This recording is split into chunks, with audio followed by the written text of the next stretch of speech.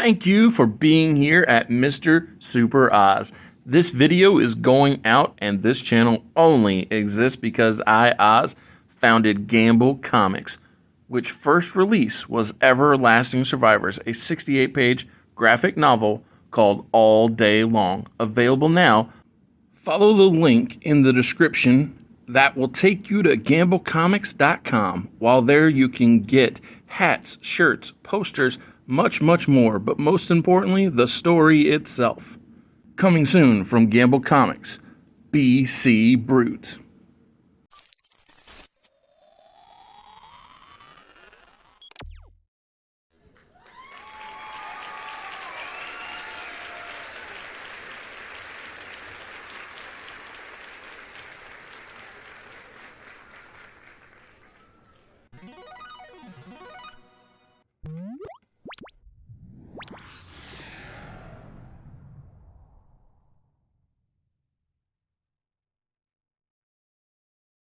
I always say it, WWE never cared about the UK pay-per-views, but this United Kingdom Alpha Entertainment Worldwide pay-per-view is special on 6/7/03. It is King of the Ring, and we open with a match that was, if not promoted on SmackDown, definitely highly plausible. Yeah. When we have Bill Goldberg taking on Matt Hardy, Shannon Moore, and Crash Holly. So it's a 3-on-1 encounter where I'm not even sure all three guys stacked up together would be they probably would all three together. I'm about to say they'd be taller than him. Yeah. Equivalent to Bill Goldberg. So I will say it's almost a fair fight at this point because Shannon and Crash were small in stature, and Matt's he's aight. He's 6'2". Yeah. He's 6'2". He's probably 210, 215, I'd say.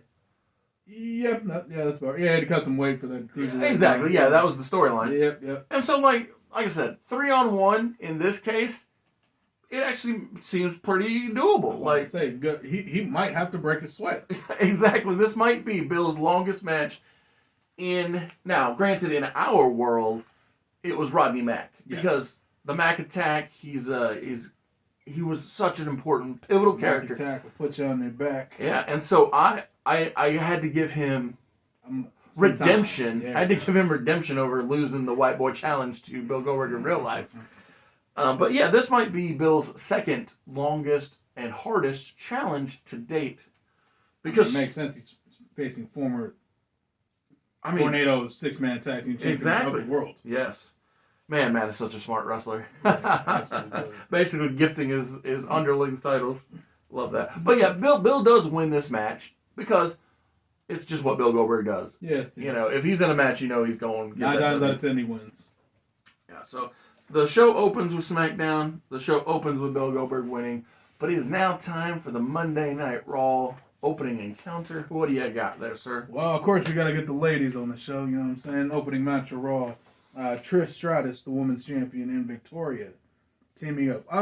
Unlikely friendship, but you know what they say: common enemies make new friends. Or I don't think that's the exact. No. I think the phrase is the enemy of my enemy is my friend. Yes, that would be what it is. Couldn't remember what the thing was. Yeah, but I'll be real. 3 out of the 4 of these women, excellent wrestlers, and Nydia, we're treating her good, so that's. I'm about to say she's She's going to be taking the heat in this match. Of course. We'll be honest. So, yeah. I wonder who's going to come in and do the big heavy lifting there, Jazz. Well, that would be AEW's first women's champion, Jazz, for sure. Yeah. But, so obviously Trish and Tori come out with the Black Widow Alliance. Nydia and Jazz come out with Mighty Molly. Mm-hmm. Not Mighty Molly, but... Yeah, Molly Holly. I got you. My girl. And, so this is a nice, fun match. Like I said, Nydia is the least experienced out of everyone here. So she's obviously going to be taking the heat. Trish and Victoria working surprisingly well together. It's a lot of quick tags in and out, almost looking like a tag team. It's actually a little shocking. But it can't last. So we get further down in the match. Nydia's trying to fight out of the corner. Trish swings for her. She ducks, punches Victoria in the mouth.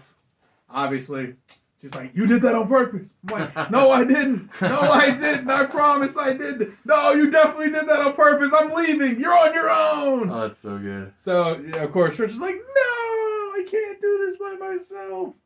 Yada, yada. Anyway, while all that's happening, Nydia tags into Jazz. Jazz literally just absolutely obliterates Trish. And I'm not saying that like Trish is a scrub. Right. But this is Jazz. Yeah. And I again, like you said, first AEW Women's Champion. She was the cornerstone of the division for a long time. Absolutely. And let's be real, she's ECW fame, WWE fame, TNA fame. Like, she is an all-time NWA. Like, I was about to say, pick a company she's probably worked in. Absolutely. At least for a couple. I don't know. Was she in WC? I feel like she was for like 2 seconds. The problem is, both times they tried to launch the women's division, they basically ran a tournament and then stopped. Yeah.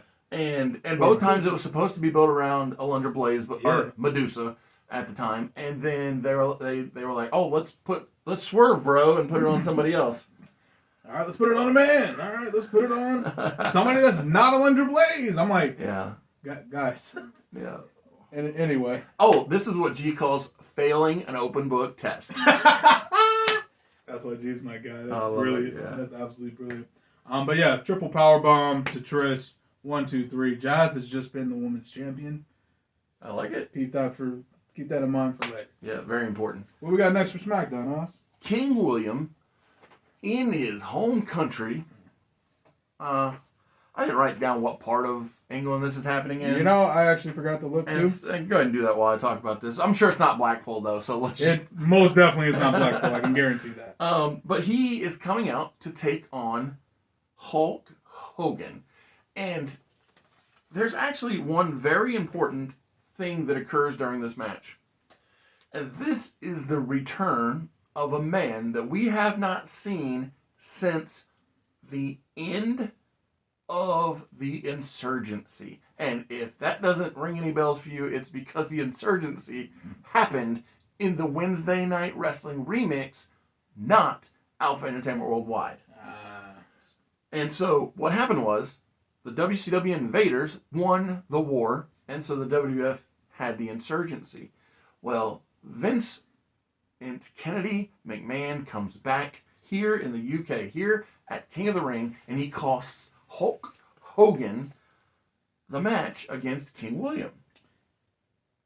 And so, okay, Vince... You know what I just realized, sorry, yeah, you're good. because I was looking this up, I was like, King of the Ring. I'm like, why isn't Oh, that it's funny? yeah, it's Yeah, it's 6703 is Yeah, no, it's because it. it's insurrection. Correct, In, yes. in reality, yeah. Where did it happen? It happened in Newcastle. Newcastle upon Tyne. Newcastle upon the River Tyne. Yes. So, Vince McMahon, Mr. McMahon, says to Hulk Hogan, I made WrestleMania, I made Hulkamania. This will not stand. You're not the king of professional wrestling. I'm the king of sports entertainment. Yep. And so King William wins because Vince cost Hulk Hogan the match. Works for me. Screw you, Hawk. Well, it's not. Wait, hold up. We're in England. Screw you, Hawk. Well, it's also that you're not exactly a big fan of the other guy either. Like, it's not like Vince is some redeeming. Oh yeah, no. Vince character. is all conquering hero, right? No, not in the slightest. So I didn't realize. Honestly, rooting for William Regal all the way through. Yeah, Let's go, Regal. Exactly. So I didn't realize the hand gesture you made was a negative because that's what Nigel used to do all the time. Yeah, But that's why Nigel did it. I get it now, but like, because I heard some What Culture guys talking about how that was Yeah, the they deuces. didn't do. It's basically flipping the bird in England. I don't understand how because it's peace over here. Yeah. But Well, no, this. oh yeah, this But is backwards. Yeah. Yeah, I think Yeah, they're 'cause- saying anti-peace. maybe. Yeah. But yeah, Zack Sabre Jr. does it. Well, he does when he's ill. Sure. Just flipping the deuces. Yeah. But yeah, nah. Well, yeah. So I'll just go ahead and spoil it for anybody who's curious as to why Vince is returning now. It's because Hogan ain't got long for this contractual agreement, and I want to do something at Bash at the Beach that in the real timeline happened at WrestleMania 19, but we didn't do at WrestleMania 19, that being Hogan versus McMahon. Yeah. Which is perfectly fine because it's happening on his show, not mine. Well, and also it's a way to write off Hogan for a while. Yeah. Year and a half. I'm about to say he doesn't come back till 2004, 5. Whenever it's the Shawn Michaels match. Okay, so we got time. So, whatever that is. All right. Cool. And obviously, we don't play Hogan's games. Not here, not now, Not nah. the slightest. Nah. Especially since I don't like him, so I have no problem booking that match. Anyway, my turn, right? Yeah, All we're right. up. Cool. Well, we gotta have the Intercontinental title match. You know what I'm saying? With the Fab Five of Raw. You mean United States title match, because Sorry. I have the Intercontinental title. Switch those words. I was going to say, because I'm not anti you booking Eddie, but like, I didn't know Eddie was here. You know what? Bring him in. Shit. The original SmackDown 6 weeks ago. My bad. Slip of the tongue. I'm looking at that beautiful Intercontinental World Championship over there, and I got distracted. For sure. But yes, Kurt Angle coming out with Team Angle, obviously, versus Rob Van Dam for the United States title. Big match for Kurt. This is, again, like we mentioned in the previous Raw video, first match back since WrestleMania. Obviously, listen, Kurt Angle's a machine. He's a machine for sure. But he's still kind of human. He's like 5% human, you know what I'm saying? And that 5% can get some ring rust. Yes. And that's what Rob takes full advantage of. Now, Rob, good guy he is. He tries his best to avoid the back. Works the midsection of Kurt Angle. Well, it's smart because that Rolling Thunder, 5-star frog smash. Yeah. Like, we got I'm some about to say offense. split leg moonsault. Yeah, no, that's good. That's smart. But yeah, basically most of this match is Rob showing his freak athleticism and Kurt trying to keep up. He's a little off pace. Hasn't got his footwork back yet. And I wonder, I don't know this for a fact, but I wonder if the UK crowd, if Newcastle would be anti the American hero, the Olympic hero, the United States champion, Mr. Red, White, and Blue himself. That's a great point that I didn't think of. And if so, is the crowd getting in his head? Yeah. Are they part of the reason? Yeah, exactly. Shoot. Well, so Rob hits that top rope thrust kick. You know the one. I do. Knocks Kurt out of the ring. Kurt starting to show his frustration. He's starting to sweat this match. Something we don't really see Kurt Angle do, but that's what Team Angle's for. Stacey's getting in his head. Hoss and Benjamin are shoulder to shoulder, giving him that time to recover. So of course Rob's like, well, if you're gonna stand in the way, hops up to the top rope and just hits both of them with a crossbody. I like it. But that gives Kurt the opportunity he's been waiting for. German suplex into the barricade. Woo. Picks him back up, German suplex into the steps. Picks him back up, German suplex into the ring post. Picks him back up, German suplex into the apron. Oh, I was gonna say, if he can do that, I bet he could though. I bet he could. 1,000% he can do it without killing him. Whew. But yeah, and then of course Kurt rolls back in the ring because can't get counted out. And then I don't know where the table is because actually it's our pay-per-view, so we can put it wherever the hell we want. So it's at ringside. The SmackDown one is for sure. All right, so the Raw one's up by the stage. Right, I forgot. But you got my table to use. Don't worry. Perfect. Me and the Spanish guys got you. Yeah, good looking out. Carlos and Hugo. So Kurt takes off the elaborate table setup, puts Rob on the table, and then climbs up to the top rope. Is he doing the moonsault? He is doing the moonsault. Oh my goodness, this guy wants to be put back on the shelf immediately. Listen, he's got something to prove, dang it! He's the U.S. champion. This is his first defense. Yep. Of course, he misses. So, I mean, not the smartest decision. Shocking. But yeah, definitely hurts. Rob, of course, rolls back in the ring to break the count. Rolls back out. Has to come get Kurt. Realizes Kurt's too damn heavy to actually carry him. So, he has to wake Kurt up so he gets back in the ring himself. But yeah, so Rob goes and gets a bottle of water from the timekeeper's table because they usually keep refreshments, beverages, whatever, under there for whoever needs it crew-wise. So he opens a bottle of water, pours it on Kurt so he wakes up. Kurt, of course, is pissed. So Rob runs back in the ring, and we're back on. But basically, that whole sequence, though, worked to Kurt's advantage as far as, all right, I'm back in the rhythm now. I know what I'm doing. And this becomes a lot more of a back-and-forth affair as opposed to a one-sided situation. We have one near-fall moment where Rob hits the split-legged moonsault, and Kurt has to grab the ropes in order to break the count, similar to how your Heartbreak Kid, possible future King of the Ring winner Shawn Michaels escaped his match with Christian. But it all comes down to Kurt being that one step ahead, Rob jumps up, goes for the single leg thrust kick again. Kurt catches it into the ankle lock, starts wrenching Rob, fighting for his life, dragging to the ropes, drives him right back in. And then he senses in the grapevines, and you know when the grapevines are in, it's over. Mm-hmm. Rob is forced to tap out, but still, excellent match between these two. Absolutely. My next match, much like my opening match, wasn't advertised on SmackDown, but it was kind of inferred on SmackDown when Rook Nowinski cost Matt Cappotelli his match against Zach Gowen. Of course. So, Matt Cappotelli originally beats Rook Nowinski in his debut on SmackDown. Then he subsequently beats Maven in his follow-up match. And so Rook prevented Cappotelli from getting 3 in a row, but speaking of 3, this is a triple threat match. Maven Huffman, Matt Cappotelli, and Christopher Rook Nowinski. It's an all tough enough affair when... Well, I'm just saying, when... no, you're right. It's just good. It's just funny. When 2 winners take on a runner-up. Love to see it. And so, the most recent winner, that being Matt Cappotelli, defeats the original Tough Enough champion, that being Maven Huffman. I do this because Rook Nowinski doesn't need to take the L, especially given that I know where Maven's going soon. Fair. And I also know where Rook's going on the shelf. Unfortunately, we know where all these guys are going. So yeah, and Matt, I want him to get as many W's as he can before he gets that big bad diagnosis. Indeed.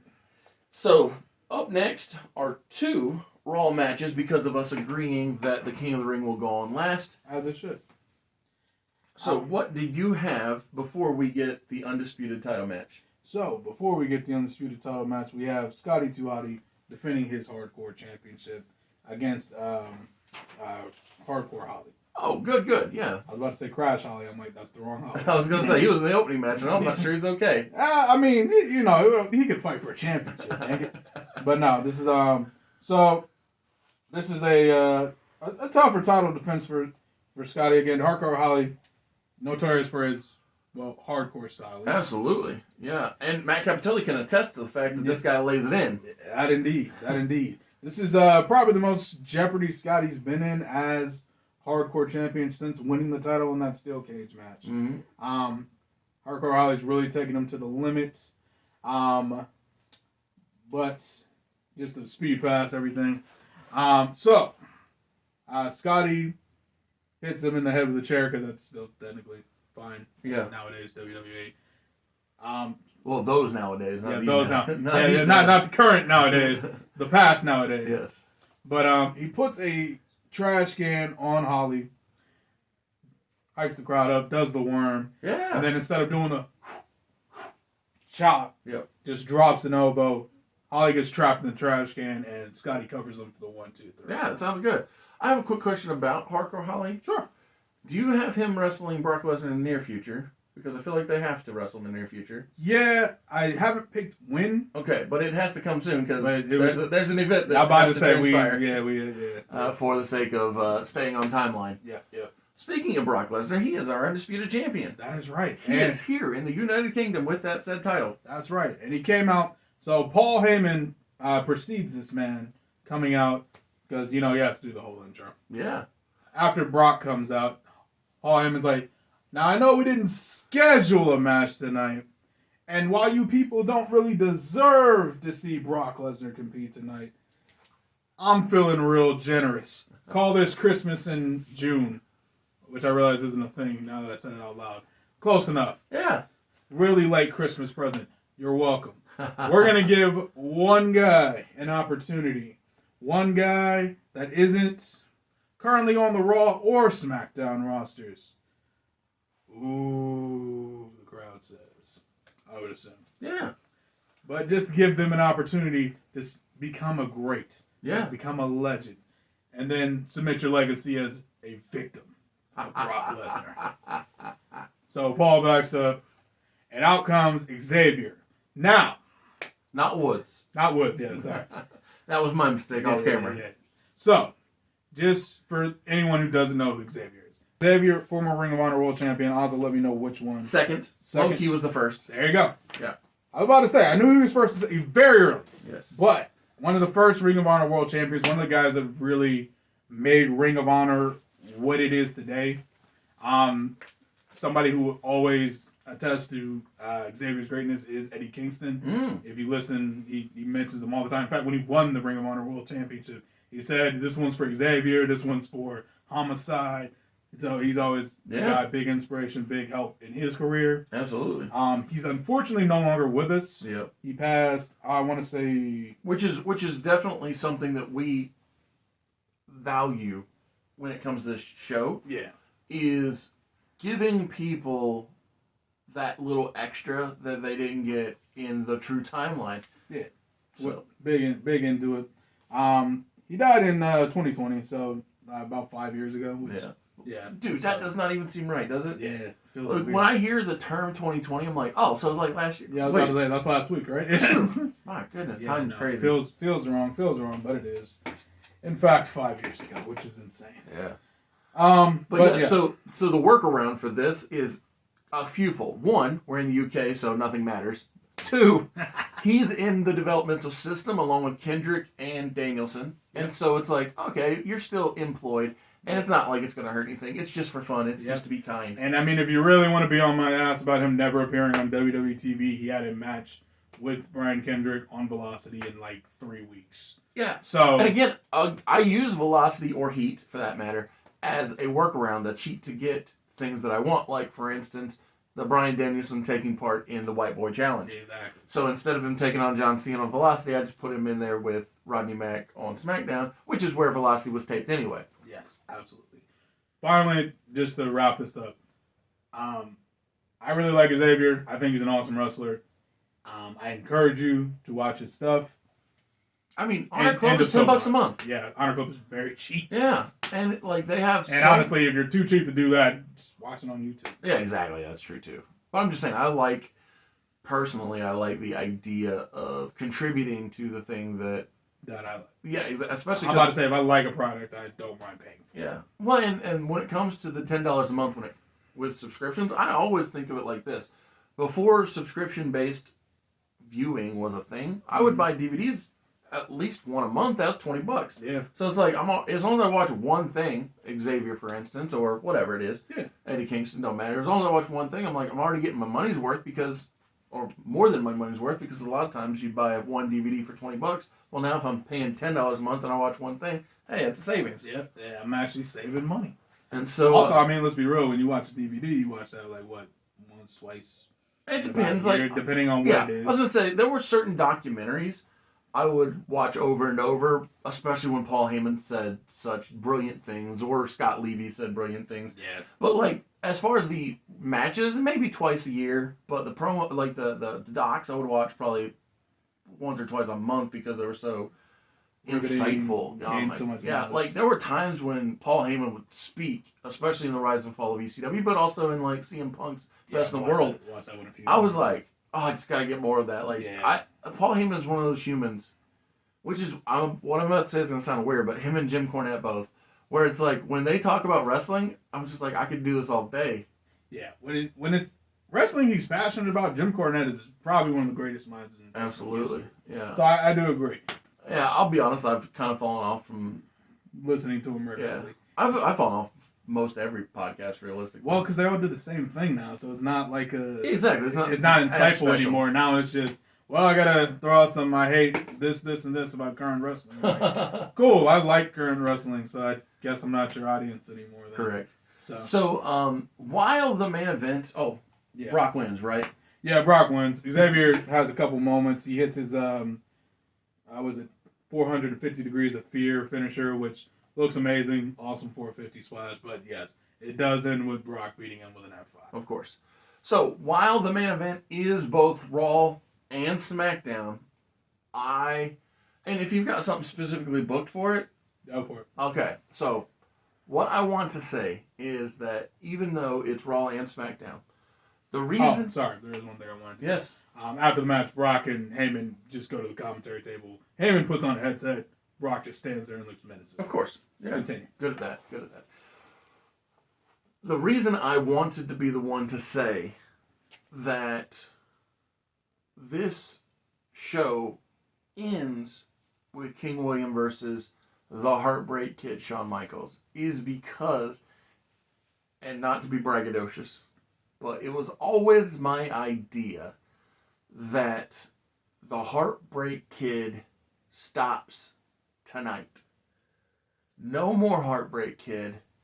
I'm so sick of This 42-year-old man. yeah, however old he was, but this once retired, now unretired man being called Heartbreak Kid. He's gonna be born again. Again. Yes, exactly. But this time, when Shawn Michaels closes out the show, no more Heartbreak Kid. From this point forward, he will be the Heartbreak King because Shawn Michaels is the 2003 King of the Ring winner.